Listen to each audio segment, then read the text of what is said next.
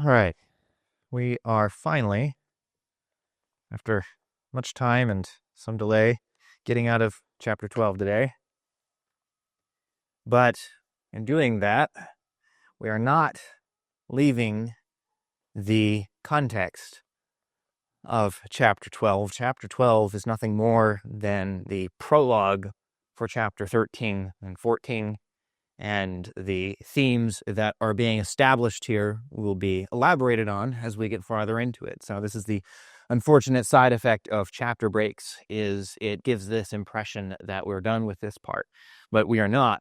All of this that has been happening in chapter 12 is simply setting up the groundwork for what's going to happen next. But in this imagery that we're seeing here, we are getting a clear view into a few different facets of what's going on and the devil's context and his motivations and his history and what it is he's trying to accomplish and why. And when I was thinking about this and getting prepped for this, something has kept hitting my mind recently, where in my comings and goings on social media, I have come across, and in work and in the store, come across people who kind of remind me of the changes in my worldview that have occurred over the years, where, it used to be that you think the majority of humanity is ignorant, right? They need the gospel because they just don't know, because they're simply innocently ignorant and just need to be informed. But as I've gotten older and the more I've seen humanity, the more I've determined that it's not actually that it is some innocent ignorance that is occurring here. The nature of humanity is not ignorance. Ignorance is a side effect, but it's not the cause. Humanity is wicked. In and of itself, in and of its nature, it is evil. It is perverse. And while it may seem ignorant in a semi-civilized society, underneath all of the sheen of modern living and average good small town folk, you peel it back and you will find evil, wicked, rebellious people. And we'll say, well, we live in a Christian nation. We have Christian principles in this nation, and most people claim to be Christian. And I would argue that the paradox of the evangelical approach today is that most people think that they don't need the gospel because most people think they already have it, and that any idea of Christ and any claim of Christ is equally fair. But that's not even remotely true. A claim to Christ does not mean belief, especially in our day and age where there is 1,001 variations of Christ and who he is and what he said, and the standard of belief has been so reduced as to mere association that now anybody can be a Christian without any cost, any expectation, or any principle.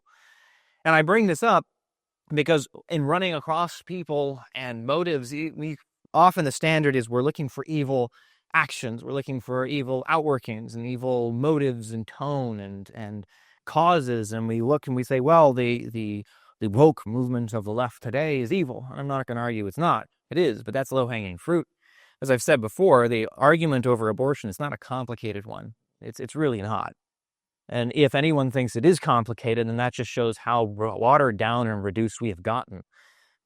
Because I would argue that on the other side of the aisle, where we have the Catholics and the Mormons and the false evangelical groups and everything in between, we have something even worse, because the Bible does not spend its time attacking the pagan nations. It already assumes they're evil. But no epistle was written to the atheist. No epistle was written to the godless and the perverse in the world. There was no letter to the Roman secularists. There were letters to churches. There were letters to Christians. The groups that Jesus argued with predominantly were the religious Jews. This was the threat. And in that context, trying to reestablish what our enemy even is, what it is we're even up against, we've gotten so complacent to the causes of the world and to get wrapped up in them because we look and we say, well, abortion is evil, and it is. And I'm not saying that you shouldn't fight it. But if you find yourself suddenly looking around linked arm in arm with the Roman Catholic, then you really, really have to second guess what just happened here. Because you could save, if you could stop every single abortion from ever happening, or every gay marriage ceremony from occurring, or every transgender surgery from being done, if you could stop all of that, you have saved nobody and saved nothing other than put on a delay. Because at the end of the day, anybody can say killing people is wrong. Anybody can say changing your gender is wrong. But that's not what makes us who we are. That is not what our cause is. And deception is not the absence of truth. Deception is often permeated with the truth. It is often permeated with good causes and good things. But there's something under the surface. There's a different motive under the surface. And its goal is to distract you from the better, from the best, so that you could live a life fighting evil causes and then die happily and comfortably in your bed and still wake up in hell right next to the people you were fighting. Because our cause is not determined by the world. And so we have a hidden wickedness in the world. And while we may think of the world as generally a decent place with some bad actors in it, the reality is harsher. And this is the point that Paul goes out of his way in Romans 1 and Romans 2 and Romans 3. He attacks every group. He starts in Romans 1 by attacking the world and calling them evil and going down to the fact that they will become perverse and then pervert that perversion and then go deeper and deeper. But then in the second chapter, he goes after the religious, those who think themselves above those in chapter 1, and then says, why do you judge them? Will you do the same thing? And then in chapter 3, in case anyone thought they got out of that one, he goes after everybody. There is not a single person who is righteous. And we say, all right, well, yes, we all have sin and we all die, but at least people try. At least people want God. But then he adds on the other line. There is none who seeks after God, not even one person does do it, not one person wants to do it. And so when I come across people in the world, you find that it's not that there is goodness hidden in them, it's that there is far worse evil hidden in them, and that something has to change the nature, not just lifestyle. And so when we look at these political arguments that are going on today and the evil actions of the world, we find that it is simply just an outworking of a nature that is far worse. And you might say, well, what does that have to do with Revelation 12? Good question. The simple reality is that the majority of the world, at any given point, is not merely ignorant of good, but are actively evil. And given the opportunity, they will drown themselves in perversion, deception, including of themselves and others, and would display themselves as hating the true God when he is revealed to them. And this is something that will be covered in the next chapter, when many who claim to follow Jesus actually follow a perverted variation of him. And upon learning of who the real Jesus actually is, they will reject and they will hate him, as he is revealed to them without any of the gracious veneer that is so often applied by evangelicalism today. When the real Jesus shows up, he is not some catered, watered-down, nuanced version that fits their expectation. It is the real deal. It will require everyone to either adjust in some fashion or another, or reject. And that's it. Because who Jesus is not defined by us. We're playing catch-up. And so when the world faces the real one, as we will see not only in chapter 13, but later on, the vast majority of them will hate him. And the end days is not permeated with atheism and paganism. It is permeated with false Christs. And that's what the title Antichrist even means. And so this is what it's all leading to. And chapter 13 is really going to break down how that works and what the system is in place.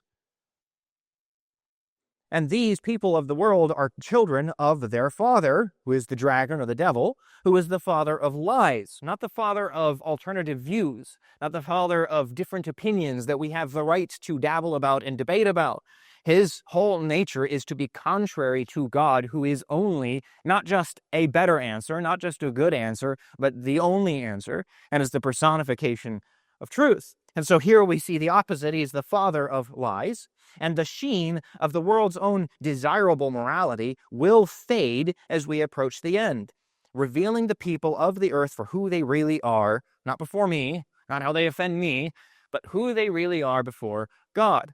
That they might seem good and decent, but they have one problem, and that's that they reject God. They'll take some version of him that they find acceptable or that they've curated and they've trimmed off the things that they don't like.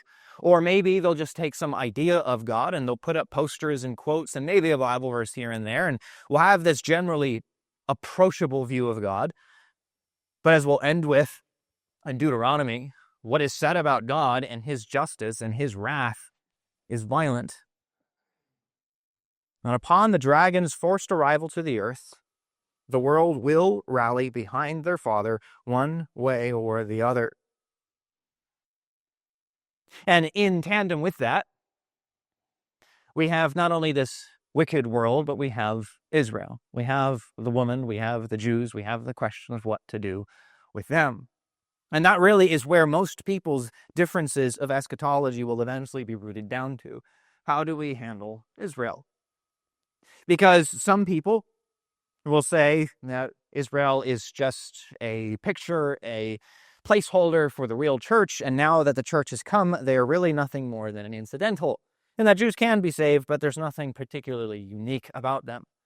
That then you have the flip side, those who say, well, no, the Jews are everything, and we should be more like them, some going so far as to say that they don't even need Christ because they still have the Old Testament and the law.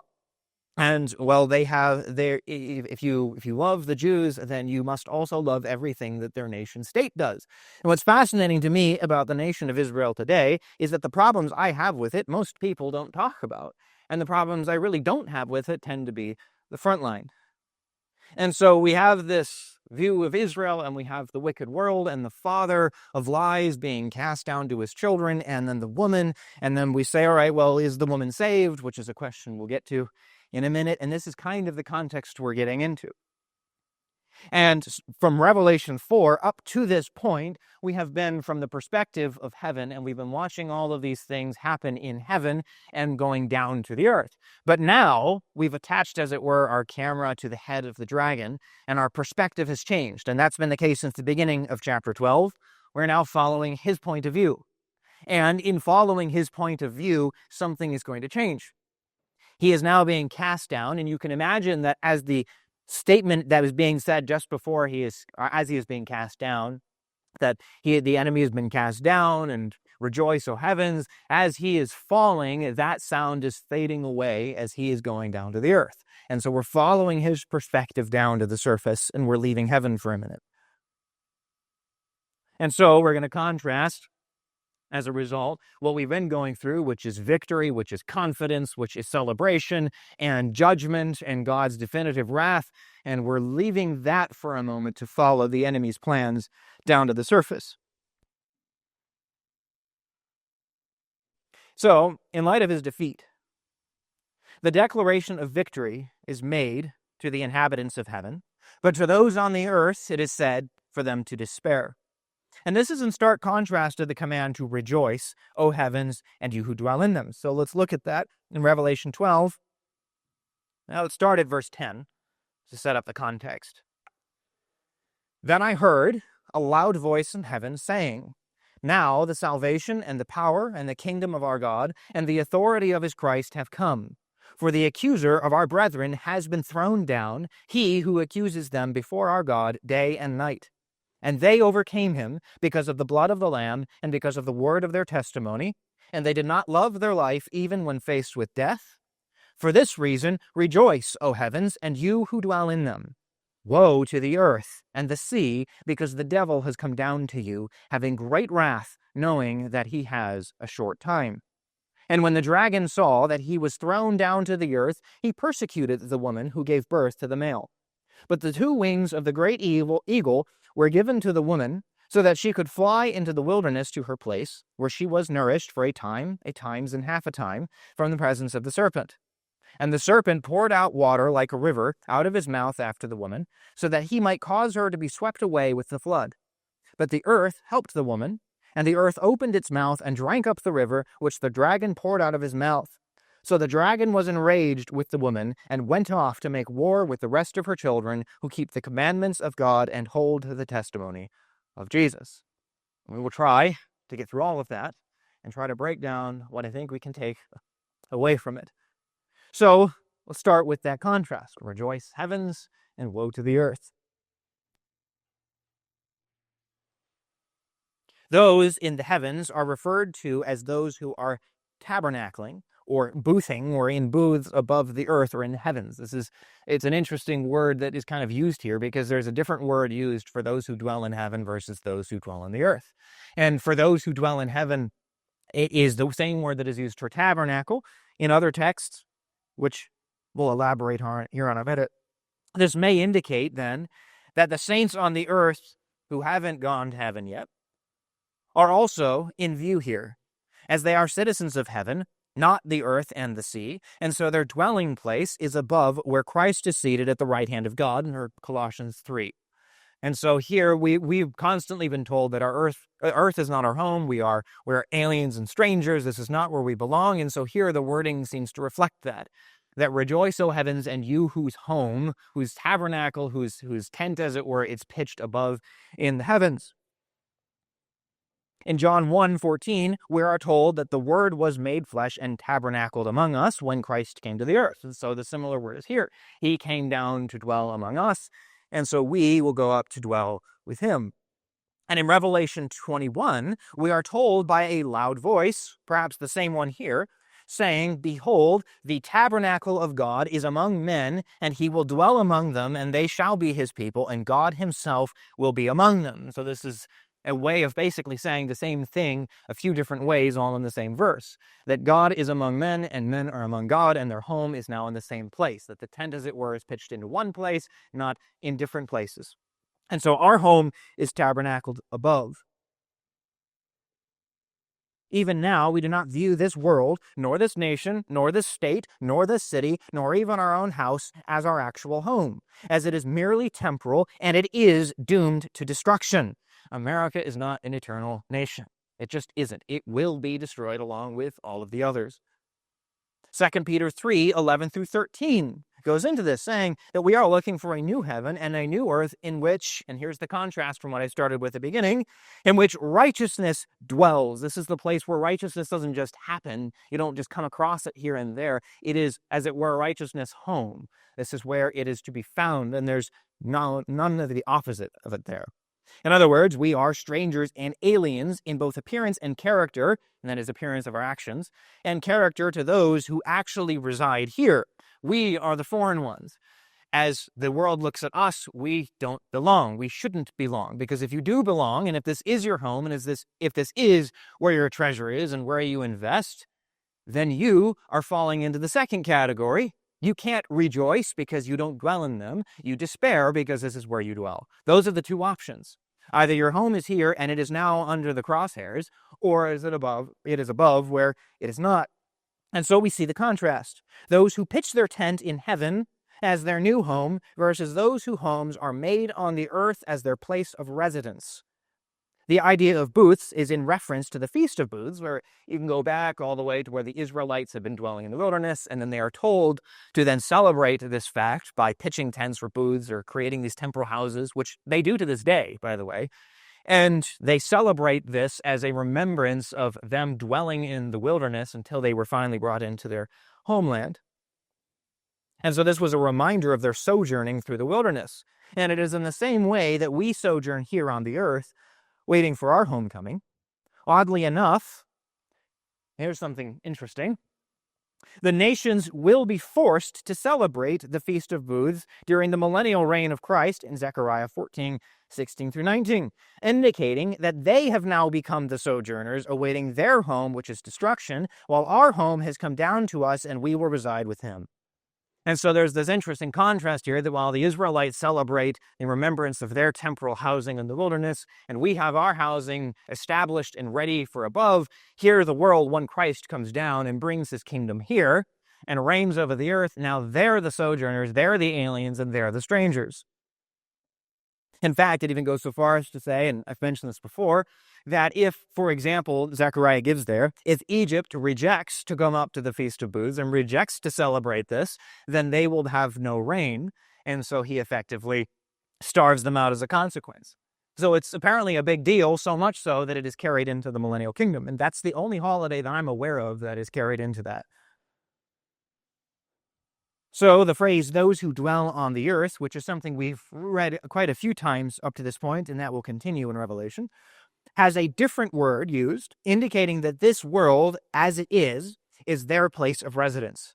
They currently have no true home outside of what they have on the earth, and as such, they live accordingly. All of their priorities and focus reside here as their place of investment. This world is their home, and they have nothing better to look forward to.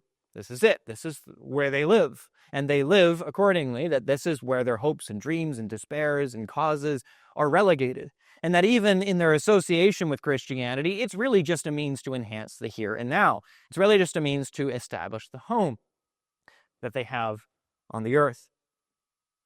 Thus, in this context, the downfall of their father, the dragon, to their home indicates that their time in this home is fading, and they ought to despair because of the wrath of their father.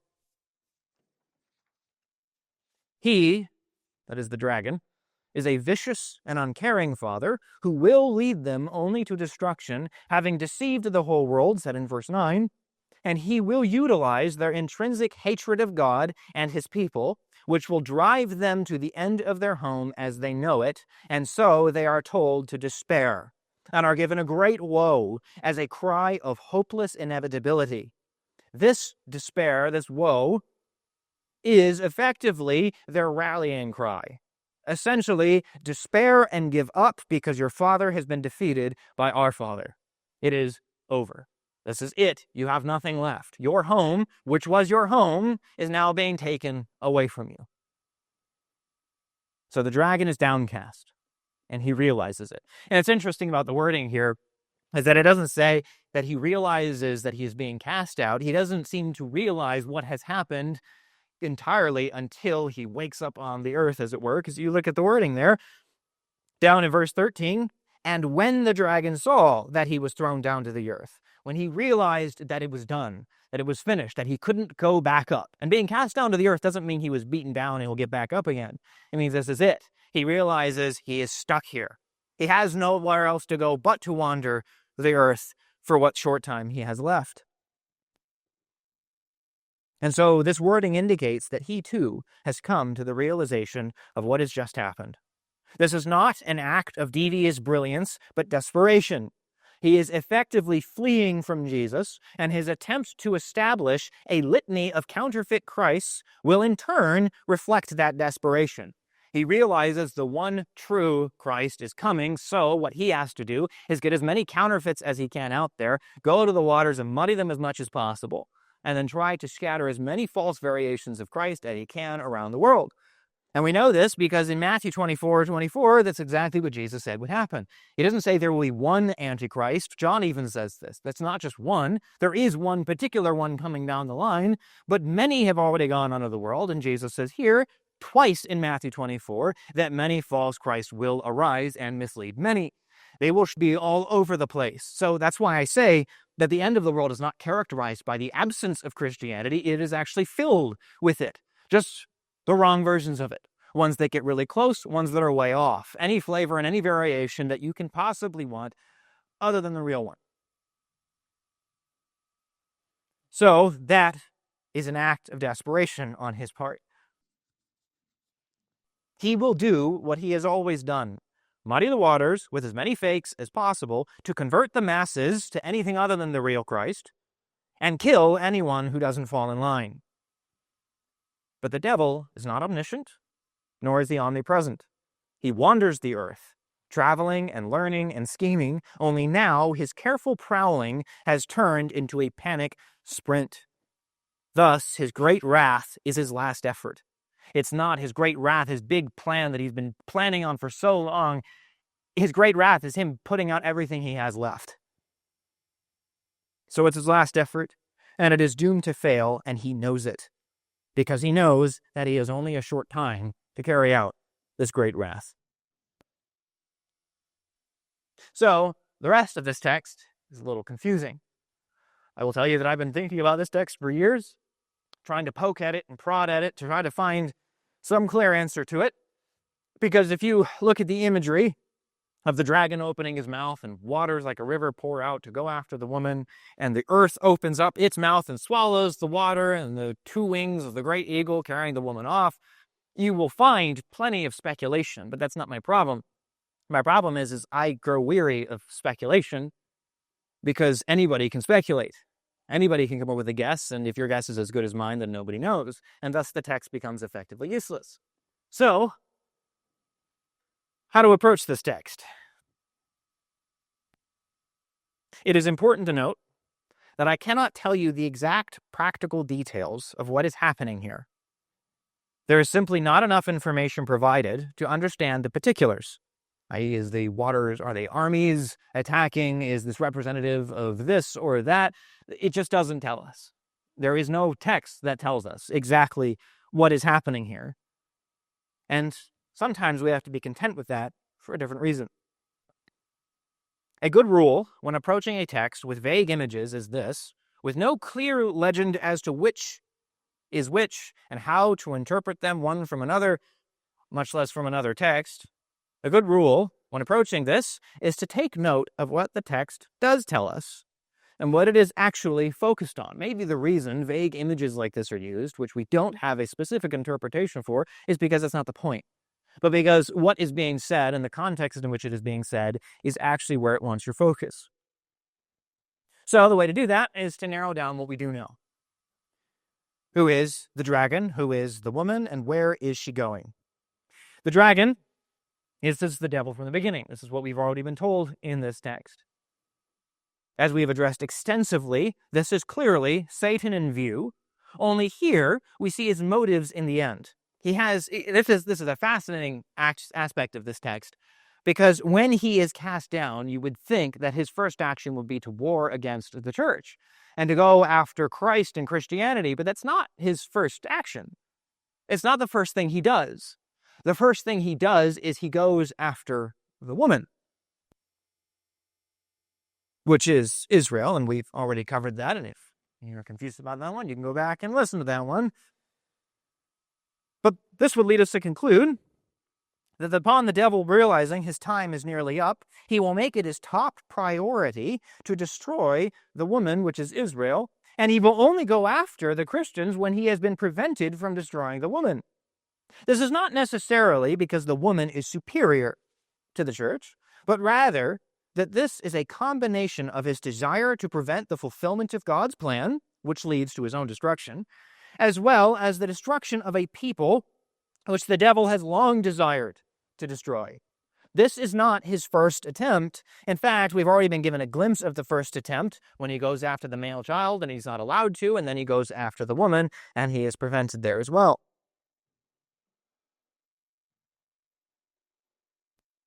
And so, you can take that and consider, along with that, the many attempts to destroy the Jews, the Israelites, over the years. You can go back to the Holocaust, you can go back to present day, to past, anywhere in between. You can find this constant persistence that basically explains throughout history this natural hatred of the Jews.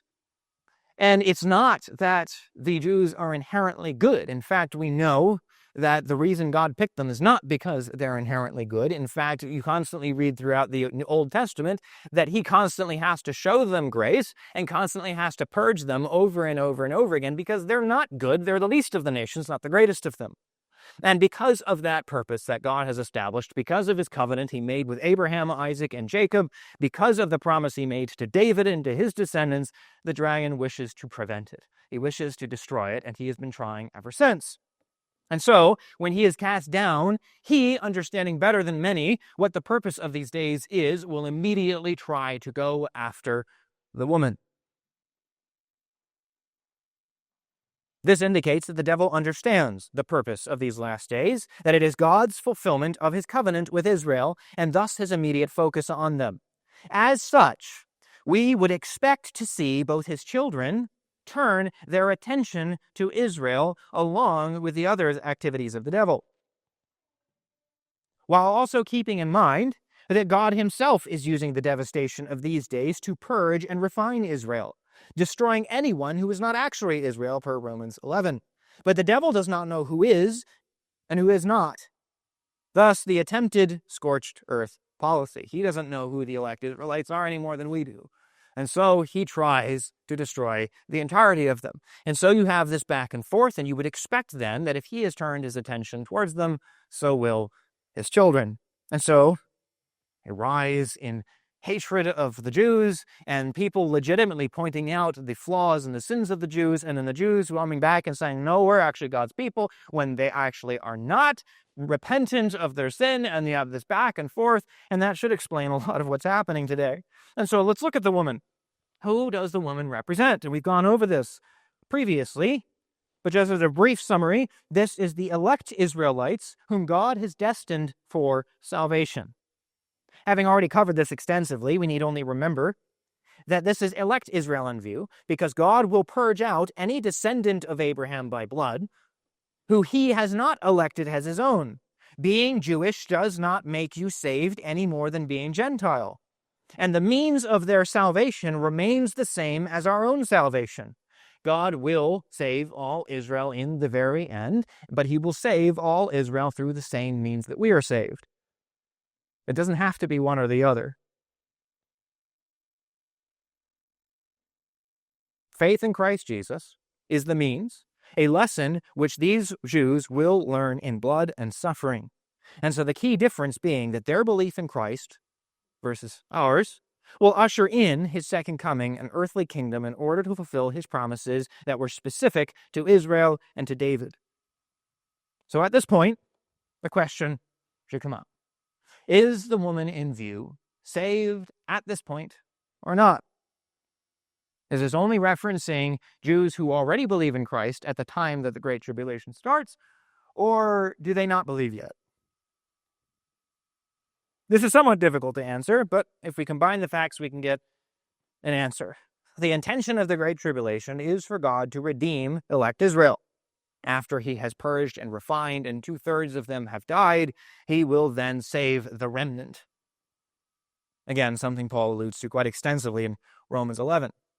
However, that implies that they are not saved prior to these things, and they will not be saved until the very last minute after the refining has completed. And upon Zion's repentance, the Lord will return. So prior to his return, they have not repented. This is basic conclusion, but it's pretty straightforward.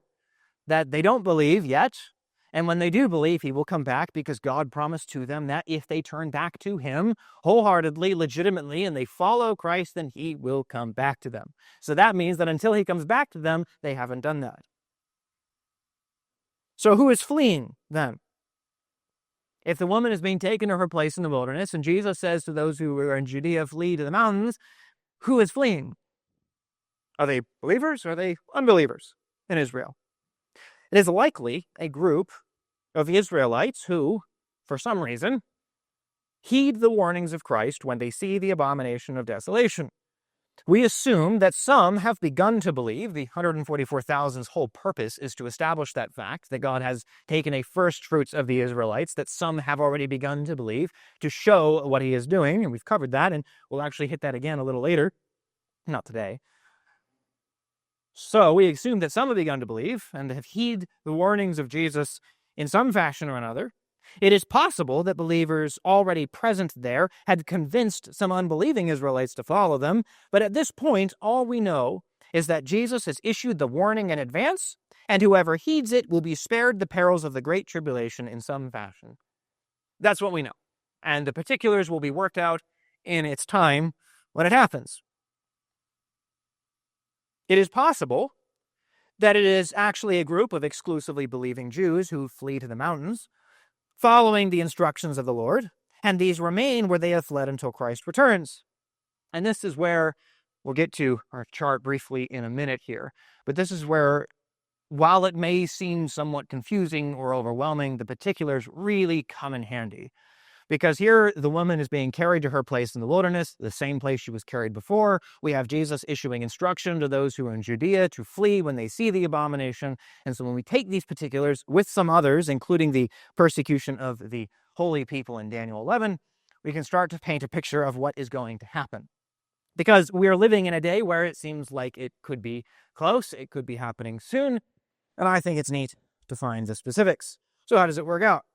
It is possible that it is a group of believing people exclusively who flee to the mountains, and they do not undergo the purging because they have already believed. It's possible that a small group leave, go into hiding, and they are there until it's over.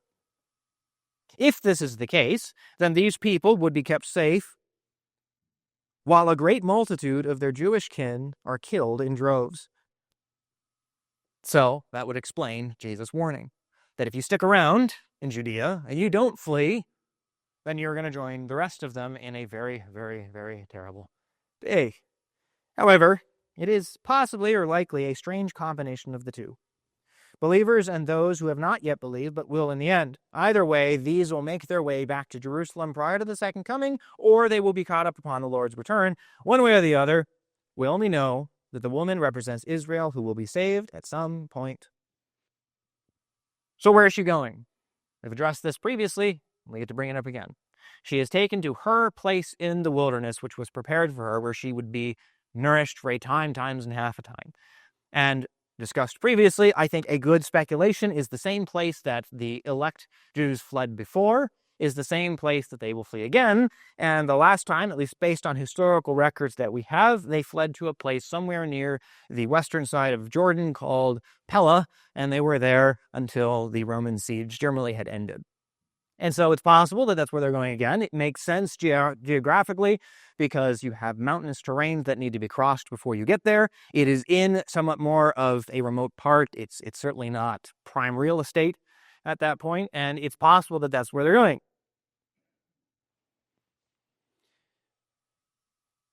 This is almost certainly the place she went before. The text appears to be specific. Jesus refers to it as the mountains, and potentially this is the place called Pella that we've discussed. However, it could also be the same wilderness in which Israel wandered for 40 years after leaving Egypt, beyond the other side of the Red Sea. Though this is speculation, there is a reason I have that speculation, which we will get to soon. But it is possible that the wilderness is referencing the same wilderness that they had been in before. But what is fascinating about wherever it is that she is going, it is a designated place of safety, that the dragon is never allowed to touch her there. Evidently, he can reach her elsewhere. That's why she has to go there. He can, for some reason or another, get to her anywhere else, just not here. We're not exactly sure why. We're not given the exact reason as to why he is not allowed to go here, other than it is the Lord's decree and the devil is bound to obey him. It is possible that there is a practical explanation. Perhaps the mountains are just too much. Perhaps it is too much of a difficult terrain for people or nations to be able to cross. It could also be a secret place of hiding that no one knows about. However, I'm not concerned about that, because the dragon knows where it is. He goes after her. He sends the waters out of his mouth to go after her. He seems to already know where she is. That's not his problem. He just can't reach her because he's not allowed to. Not because he doesn't know where she is. So I'm not as concerned that this is some secret place of hiding, and if we say it out loud, then the world's going to know and we've just ruined it. I'm not worried about that. He is not allowed to get to her for some reason or another. He's just not. And it's the same reason he couldn't get to her before. So the means by which she gets there. The wings of the great eagle. And you can guess where some people have run with this one. In fact, some have determined that it represents Rome. I have no idea why. I really don't understand how the people who were ransacking the city and destroying it and burning it to the ground and killing all kinds of people would also be the means by which anybody was saved. That really doesn't make sense to me. Some have determined that it represents America, the great eagle of the world, and of course America is Israel's greatest ally, and so it makes sense that we would come along and rescue her from the devil. Not a fan of that one either. So we'll go over a few options here. Some say it's aircraft. While that sounds funny, and people will say, oh, there's the dispensationalist I know. There is bringing in modern stuff and helicopters and planes. The only reason I bring that one up is because it's the only way you can definitively say something isn't a fulfillment is if you know exactly what the fulfillment is. And so because I don't know exactly what is in view here, I can't definitively say that it's not that. The Israelites leaving Egypt and going into the wilderness used animals to carry their stuff, and there didn't have to be any prophecy about how they got there. No parting of the Red Sea was ever mentioned in advance. It just happened at the time. So I'm not going to say it's not that. It could be, but I'm just not going to draw a picture of that on my chart. So this is a popular conclusion, especially among dispensationalists today, claiming that the Jews will be provided aircraft to be taken safely to this place. It doesn't seem likely to me, just because there is, I think, a better answer. While these may be assisted by the nations, Daniel 11:34 explains the hypocrisy of some people who will help the Jews. I'm just not a huge fan of that conclusion. It's a bit of a stretch. How about an angelic figure? Maybe this great eagle is an angel. Potentially Michael, as he's specifically called, the prince who stands guard over the people of Israel, as he may well fly. Why not? However, Michael is never called the great eagle, and so this would be nothing more than speculation. He is never given a title. He is never compared to an eagle. And finally, it can be metaphorical. While not my favorite means to answer imagery, it seems that it may well fit with the rest of the context for the reasons I will explain in a minute. But the rest of the context is imagery that's being used. That's how this specific chapter began. So it's not out of the question to say it represents something. Suffice it to say, this is my current answer. Israel will be carried to her place in the wilderness to be kept safe by God's provision, as if carried on eagle's wings. And the great eagle may refer to a title of an individual, or it may refer to the title of a particular kind, in this case of eagle. That it is not merely any eagle or any bird, but that what is in view is a great eagle, one whose wings are large and powerful and exemplify the effectiveness of her flight to safety. In other words, it's using a very large bird or eagle to represent the uniqueness of this activity. But what we do know is that her transportation is unique. How she gets here the second time is uniquely different than how she got there the first time. Because even if you look at the text, when the male child is caught up to God and to his throne, and the dragon goes after the woman, she fled to her place in the wilderness. But now she is carried to her place in the wilderness. So something about this flight is different. It is unique. So here we find that she is taken there, almost as though this wording is meant to illustrate the urgency of speed in this particular event. Unlike her previous flight to safety, this time she needs assistance from God to get there in time. Such urgency would fit with Jesus' urgency to those who see the abomination of desolation. And that's the emphasis of that point in Matthew 24. Don't look back. Don't turn back. Don't go back and pick up your coat and get your stuff. Get out. Get out quickly, because you have a very, very small window to get out. And so that would fit here, that she needs assistance. Something unique has to happen in this context to rush her out of there to her place. And finally, how long is she there? A time, times, and half a time. 3.5 years, which of course is our favorite number in eschatology. The timing is a little tricky, as it is a time frame we are familiar with, 3.5 years, but it occurs in a very niche context. Both halves of the 7-year covenant with the many are 3.5 years, and the Great Tribulation is 3.5 years. So into which of these three options does this fall? I think, likely, it falls, and I guess I will take my notes here real quick. So we've covered before that at the beginning of the Great Tribulation, Michael the Archangel will arise per Daniel 12, and so as soon as the Great Tribulation begins, Michael arises to protect the Israelites, and somehow or another will war it out, which would explain why the dragon's cast out of heaven at that point. That's at the beginning of the Great Tribulation. And so, in my very well-informed opinion, we have our 7-year covenant, which comes and goes and ends somewhere in there. Before this happens, and then about a month or so after this happens, then the abomination of desolation appears, and they're taken out. I think, based on my very large chart, which I can show you at some point if you want, I'm not drawing it here, I think the flight occurs right before the Great Tribulation. And I've said this for a couple reasons. One is that when Jesus issues his warning, there's clearly an open window. He's not telling them to get out of town when it's already too late. He is telling them that they have a short span of time to get out. And based on everything I've studied on timelines, it seems to me that there is a small gap between when the abomination of desolation is being set up versus when the Great Tribulation actually begins.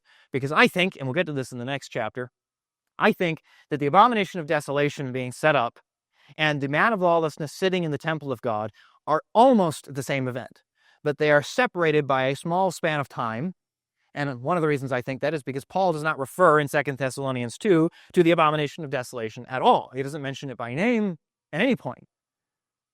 But instead, he's focused on a particular activity. And so I think there's a small window of time, and I think that flight occurs there.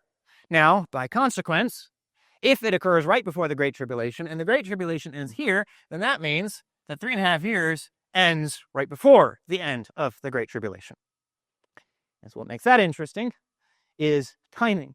And so when we have this sort of a timeline, yeah, it's very specific. I know that wasn't a super elaborate chart, but it was to basically make a point. One, the timing is very precise that's happening here.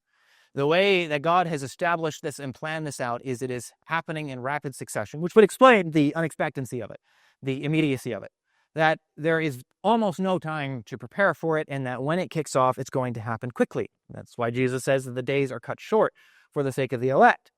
That these things have their precise timing and their precise placement.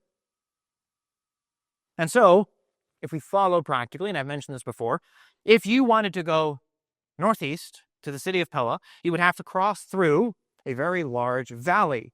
This valley is the same valley we've talked about before, wherein the nations will be gathered before Christ returns to judge them. And so all the nations will be gathered in that valley right before Christ has come. And so that means that at this point in time, there is an opening in the valley. It's open yet, no one's gone there yet. Our earthquakes haven't kicked off just yet. And so here they are being told, now is your chance. So they flee north to the mountains, they cross through the mountains, go across the valley, and into the place designated for them. That means that then right after that happens, earthquakes occur, nations begin to crumble, everything kind of goes crazy, and the world is burning and chaos. And then the nations towards the end of this period decide to rally together. The kings from the east are made away to the Euphrates River, which comes from the northeast. And they cross over and they all begin to gather into this valley. So if you, not the saying you would be, but if you were one of these people who were in Judea, and you saw the abomination of desolation standing where it ought not be, and you saw it in the holy place, and you remembered what you were told, so you don't grab your jacket, you get up and you run out and you run north through the mountains to the place where you need to be, and then you're there for a time, times and half a time. God is taking care of you, you're being nourished, you're being taken care of, similar to a certain Old Testament prophet. Maybe birds will bring you food, I don't know, but you're taken care of. Now the time is up. And you come over and you look over into this open valley, and now there the nations have been gathered. A massive sea of people standing between you and Jerusalem. This massive valley filled with people. You would be given quite the scene. Now, what happens from there? Not entirely sure. This is just what I would call consequential speculation.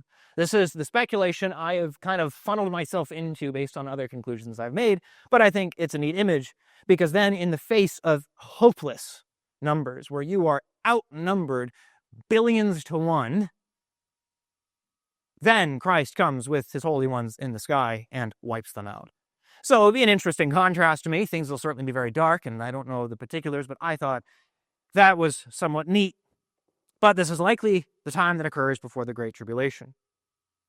And while it is often assumed, and here's one that might break your brain a little if you're very much into traditional premillennialism, it is often assumed that Christ returns immediately upon the completion of the 3.5 years. That as soon as the 1,290th day comes to an end, bang, Christ appears and it's over. The problem is it doesn't say that. Matthew 24, we say, well, in Matthew 24:29, it says immediately after the tribulation of those days. Immediately after the tribulation of those days, what? The sun will be darkened, and the moon will not give its light, and the stars will fall from the sky, and the powers of the heavens will be shaken. And then the sign of the Son of Man will appear in the sky, and then all the tribes of the earth will mourn, and they will see the Son of Man coming in the clouds of the sky with power and great glory. And then he will send forth his angels with a great trumpet, and they will gather together his elect from the four winds, from one end of the sky to the other. So not immediately after. Immediately after, everything goes pitch black. It gets really dark. And then the powers of the earth and heavens are shaken, and then the earth begin to tremble and mourn, and then in that pitch blackness, the darkest that it will ever be, and as we go through the rest of these, especially the bowls of wrath, the world will get very, very, very dark. And as soon as it gets its darkest and there is no longer any light to be had, then the sign of the Son of Man coming, which is the Son of Man coming in the clouds, will be such a distinct contrast that every eye will see him. Everything that was just pitch black is suddenly not pitch black.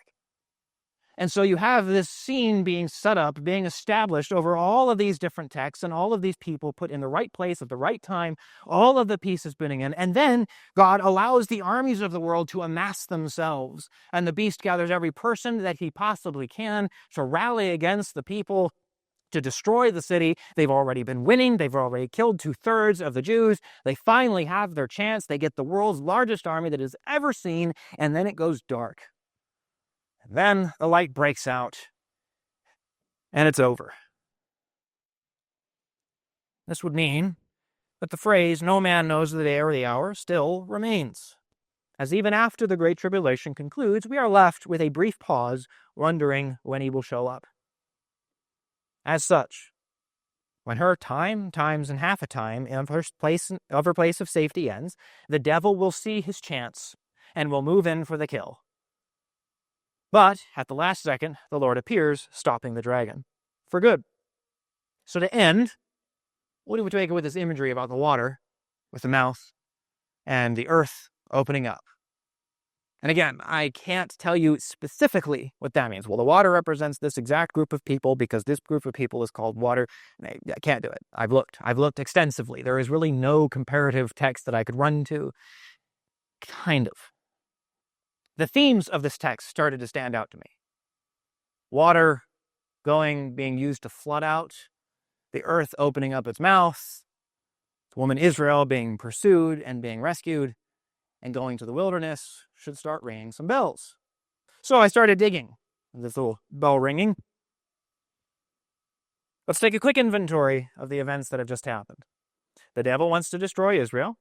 Israel is taken to a place of safety in the wilderness where she is taken care of. She is fed and cared for by God. The devil goes after her with the intent to destroy her there anyway. Waters are seen flooding with the intent to destroy. The earth opens its mouth and swallows up the devil's means of destroying Israel. These events should ring the bells of the Exodus, with some slight changes. The devil attempted to destroy Israel by means of Egypt. And here the dragon once again desires to destroy her, which he's done many times before. Israel was rescued from Egypt and led into the wilderness. And here Israel is carried to her place in the wilderness and nourished just as the Israelites were in the wilderness. They were given manna, which was food from God. One of the things that's said about the Israelites is, don't you recall that while you were in the wilderness, your clothes didn't really wear out, did they? Your sandal didn't fall apart. Even your clothes remained intact and you were fed and cared for. And so they were nourished by God in the wilderness, in that case for 40 years.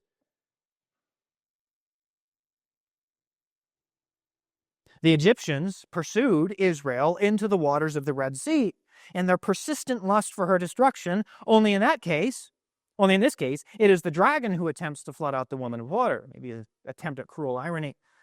But the earth helps the woman by means of opening up and swallowing the water, and you could compare this either to the event where the waters turned against Pharaoh and swallowed up his armies, or the time when the earth all opened up and swallowed Korah and his rebels. Either way, there's something similar. They say, all right, well, this is kind of a stretch, though. I mean, it's similar, sure. But is there any text that we could run to say the themes of the Exodus are being repeated again? Actually, yes. What makes this an interesting comparison is that something similar is happening here, as God is rescuing the woman from those who wish to destroy her, and that is a consistent theme of Israel's history, especially through the Old Testament. But to further this conclusion, so all the way back to Exodus chapter 15. The Israelites have just come to the other side of the Red Sea. They have seen Pharaoh and his armies swallowed up by the Red Sea and drowned and destroyed. And so Moses leads them in a song. All the way back in Exodus chapter 15, in verse 1, take note of the theme of the song, not the music, the The theme of the words. Then Moses and the sons of Israel sang this song to the Lord and said, I will sing to the Lord, for he is highly exalted. The horse and its rider he has hurled into the sea. The Lord is my strength and song, and he has become my salvation. This is my God, and I will praise him. My father's God, and I will extol him. The Lord is a warrior. The Lord is his name. Pharaoh's chariots and his army he has cast into the sea, and the choicest of his officers are drowned in the Red Sea. The deep covers them. They went down into the depths like a stone. Your right hand, O Lord, is majestic in power. Your right hand, O Lord, shatters the enemy. And in the greatness of your excellence you overthrew those who rose up against you. You send forth your burning anger, and it consumes them as chaff. This should sound familiar to other eschatological terms. At the blast of your nostrils, the waters were piled up. The flowing waters stood up like a heap. The deeps were congealed in the heart of the sea. The enemy said, I will pursue, I will overtake, I will divide the spoil. My desire shall be gratified against them. I will draw out my sword, and my hand will destroy them. But you blew with your wind. The sea covered them. They sank like lead in the mighty waters. So who is like you among the gods, O Lord? And who is like you, majestic in holiness, awesome in praises, working wonders? You stretched out your right hand. The earth swallowed them. In your loving kindness, you have led the people whom you have redeemed. In your strength, you have guided them to your holy habitation. The peoples have heard, and they tremble. Anguish has gripped the inhabitants of Philistia. Then the chiefs of Edom were dismayed. The leaders of Moab, trembling, grips them. And the inhabitants of Canaan have melted away. Terror and dread fall upon them. By the greatness of your arm, they are motionless as a stone until your people pass over, O Lord, until the people pass over whom you have purchased. And you will bring them and plant them in the mountain of your inheritance, the place, O Lord, which you have made for your dwelling, the sanctuary, O Lord, which your hands have established. The Lord shall reign forever and ever. It's my first little piece of evidence. You say, well, all right, I see some themes in there. I'll go over a couple more chapters. Chapter 19. Just a few verses. Starting at verse 1. In the 3rd month, after the sons of Israel had gone out of the land of Egypt, and on that very day, when they came into the wilderness of Sinai, when they came out from Rephidim, they came out to the wilderness of Sinai and camped in the wilderness, and there Israel camped in front of the mountain. Moses went up to God, and the Lord called to him from the mountain, saying, Thus you shall say to the house of Jacob, and tell the sons of Israel, You yourselves have seen what I did to the Egyptians, and how I bore you on eagle's wings, and brought you to myself. Now then, if you will indeed obey my voice and keep my covenant, then you shall be my own possession among the peoples, for all the earth is mine, and you shall be to me a kingdom of priests and a holy nation. And these are the words that you shall speak to the sons of Israel, calling them a priests and a nation, something that is said, the saints in heaven, you have made them as priests and kings to our God, and they shall reign forever. But one more. Well, technically 2 more, but we'll end with the other one. All the way over to Revelation 15.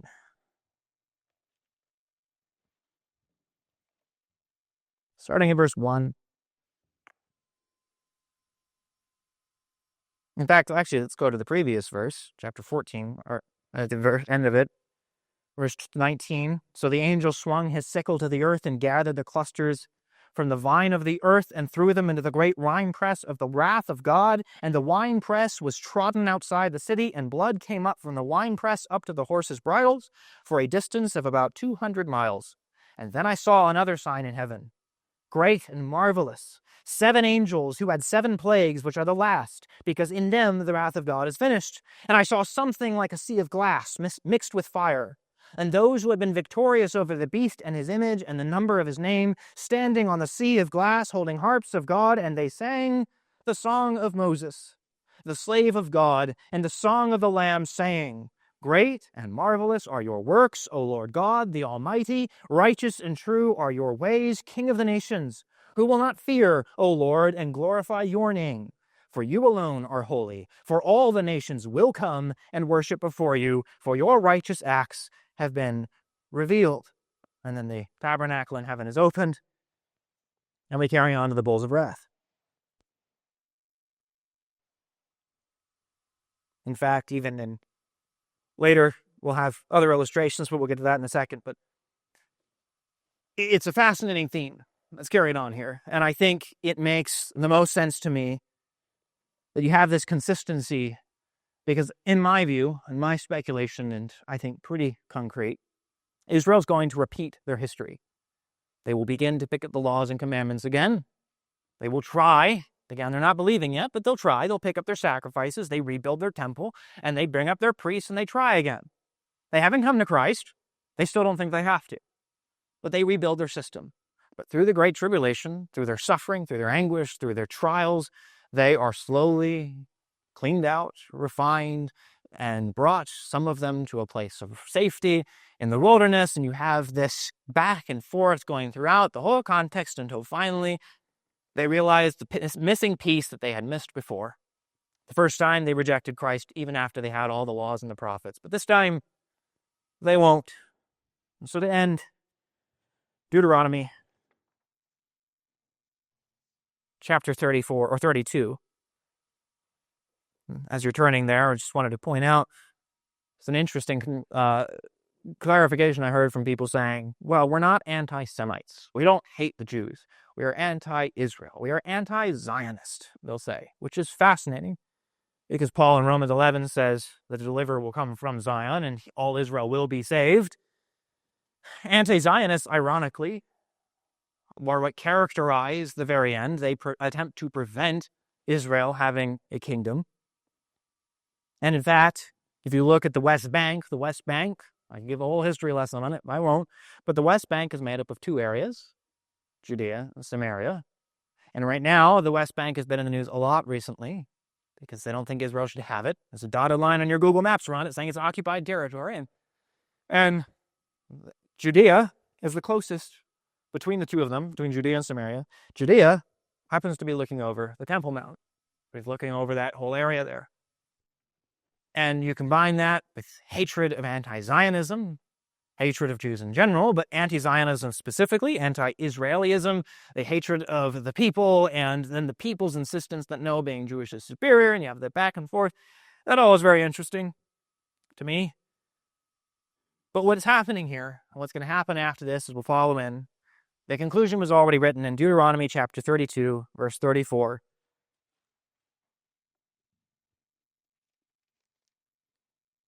Is it not laid up in store with me, sealed up in my treasuries? Says God. Vengeance is mine, and retribution.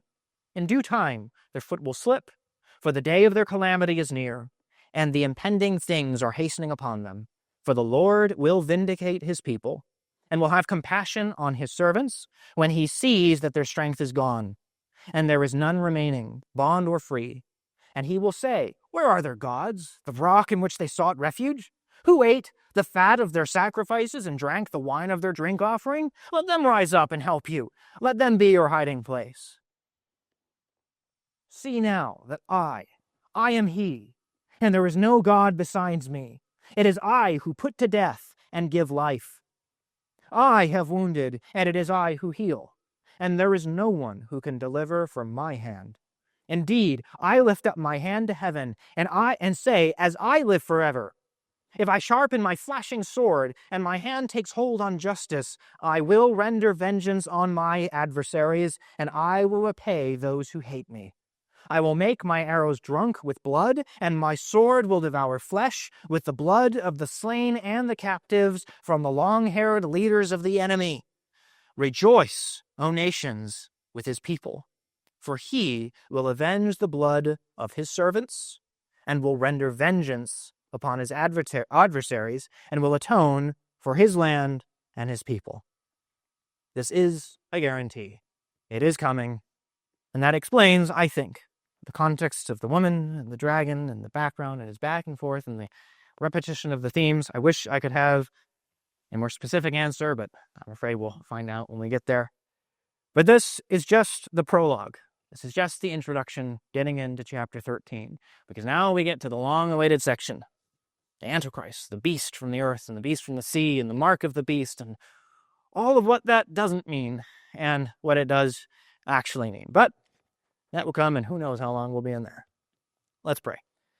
Thank you, Father, for giving us this glimpse again into the future, but also the purpose, that the outcome has already been written so long before, and that we are given the example of the people of Israel, not as examples of righteousness, but as an example of your grace and your righteousness, that we get to see your faithfulness, even in the face of our own unfaithfulness.